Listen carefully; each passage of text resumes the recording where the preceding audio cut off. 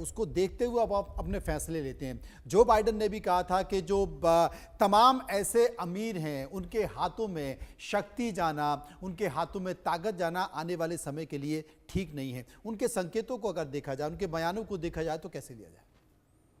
देखिए, अगर हम बात करते हैं कि ट्रंप एक बिजनेसमैन है और हम देखें पूर्ण रूप से एलन मस्क जिस प्रकार से उनके बैक में रहे हैं, और हम जानते हैं कि अमेरिका को एक कैपिटलिस्ट नेशन बोला जाता है।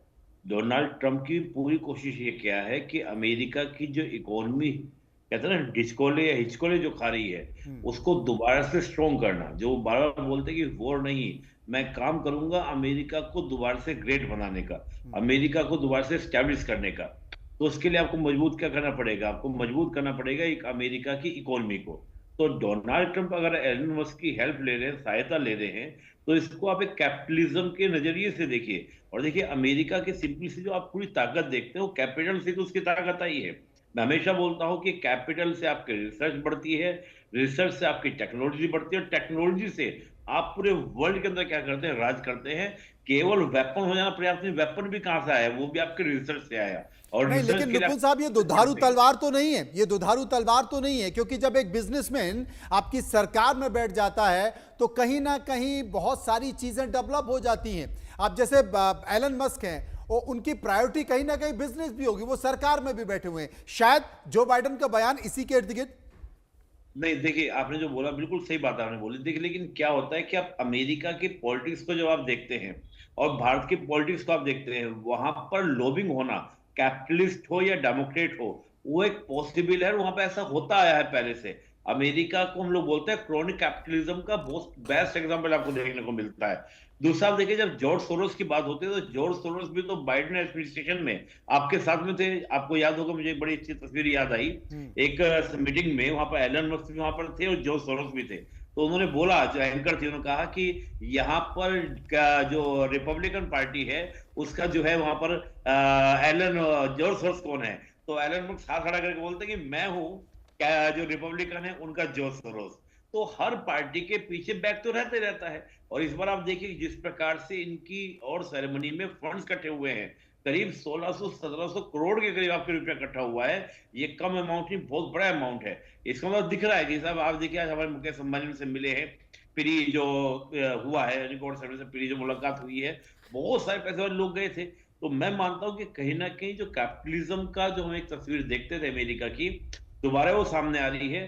ड्रॉबैक तो हर चीज के होंगे, लेकिन हम उसी को देखें कि जी। अमेरिका को अगर दोबारा से अपने आप को बिल्ड करना है, दोबारा से अपने आप को दुनिया के सामने लाना है, तो वो कैपिटल के दम पर ही लाएगा। और उनको इस बात को लेकर अमेरिका को कभी भी किसी तरह का हम शर्म हिचकिचाहट नहीं होती, नहीं हमको हम कैपिटलिस्ट लगातार गवर्नमेंट सर, निपुण सर, लगातार हम तस्वीरें दिखा रहे हैं क्योंकि समय अब धीरे धीरे नजदीक आता जा रहा है। भगत सर भी इस वक्त हमारे साथ जुड़े हुए हैं। मैं अपना सवाल उनकी तरफ भी ले जाना चाहूंगा। ये तस्वीरें हम लगातार दिखा रहे हैं, लेकिन मेरा सवाल ये है कि ट्रंप थोड़े से अनप्रिडिक्टेबल माने जाते रहे हैं जहां तक एक्सपर्ट की राय रही है। उनके फैसले डब्ल्यूएचओ से अलग हो जाना, या वो कई फैसले ऐसे ले लेते हैं जब उसके ऊपर कई सारी रार और तकरार भी छिड़ जाती है। क्या ट्रंप के 2.0 के बाद दुनिया ऐसे फैसलों को लेकर एंटिसिपेट कर रही होगी, और क्या वो विश्व राजनीति को प्रभावित कर सकते हैं? मुझे नहीं पता वो क्या होंगे, लेकिन क्या प्रभावित करेंगे?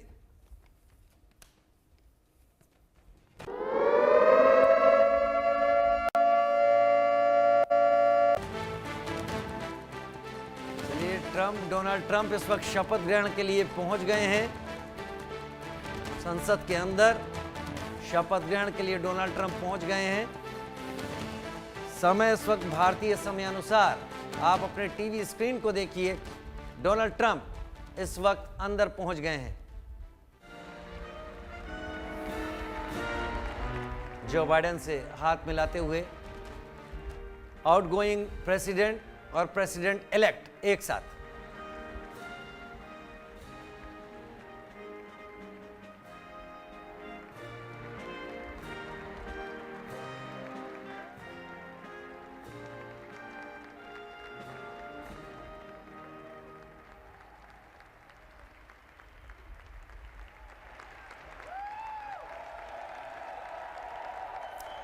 तालियों की गड़गड़ाहट के साथ डोनाल्ड ट्रंप का स्वागत किया जा रहा है। डोनाल्ड प्रशासन भी वहां पर मौजूद है और सबको इंतज़ार इस बात का है कि शपथ ग्रहण कब शुरू होती है और काफ़ी बदले बदले से नज़र आते हैं जनाब। मैं गलत नहीं हूं तो शायद उनके ठीक पीछे जॉर्ज सोरोस दिखाई पड़े अभी।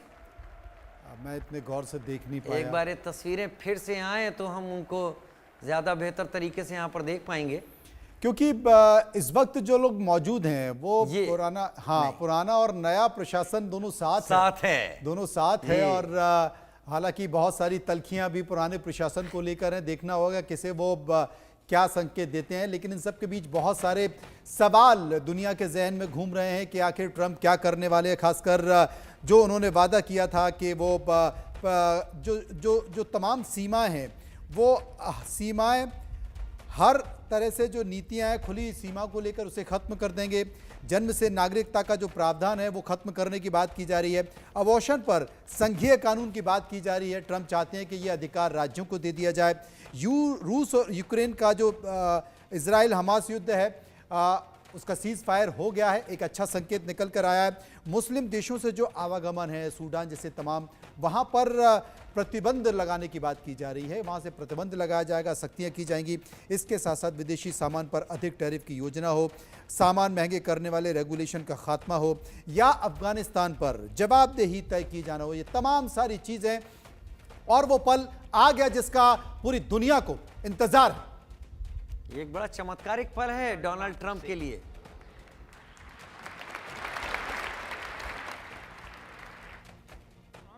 And Vice President-elect Vance will take their oaths of office, and we will witness the peaceful transfer of power at the heart of our democracy.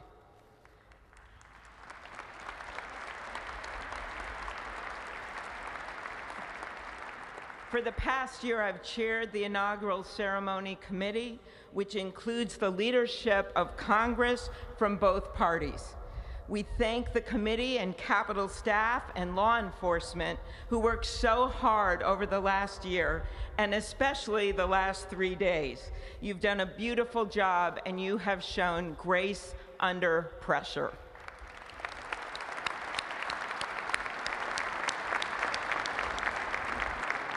Our theme this year is our enduring democracy. The presence of so many presidents and vice presidents here today is truly a testament to that endurance. We welcome President Biden and Dr. Biden. We welcome Vice President Harris and Doug Emhoff, President Obama, President Clinton and Secretary Clinton, President Bush and Laura Bush, Vice President Pence, Vice President Quayle and Marilyn Quayle. The justices of the United States Supreme Court are with us, all 9 of them I counted, and of course the Trump and Vance families.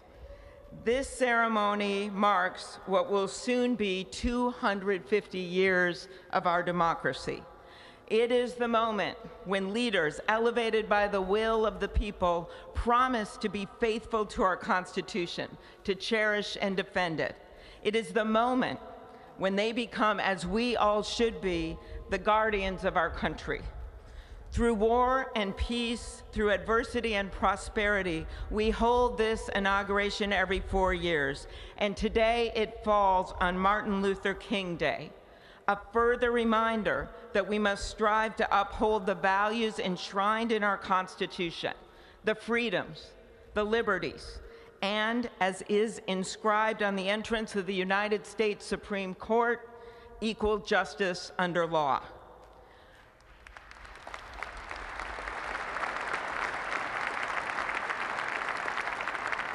But what makes this moment more than a passing ceremony is all who are watching it across the country, the people of this nation, the ordinary people doing extraordinary things. President Kennedy, who at one point worked as a senator in this building and would often walk through this very rotunda, once said, "In a democracy, every citizen, regardless of interest in politics, holds office. Every one of us is in a position of responsibility. With that responsibility of citizenship comes an obligation not to seek out malice, as President Lincoln once reminded us, but to view others with a generosity of spirit despite our differences. With that responsibility of leadership comes an obligation to stand our ground when we must and find common ground when we can. With everything swirling around us, the hot mess of division, it is on all of us, to quote an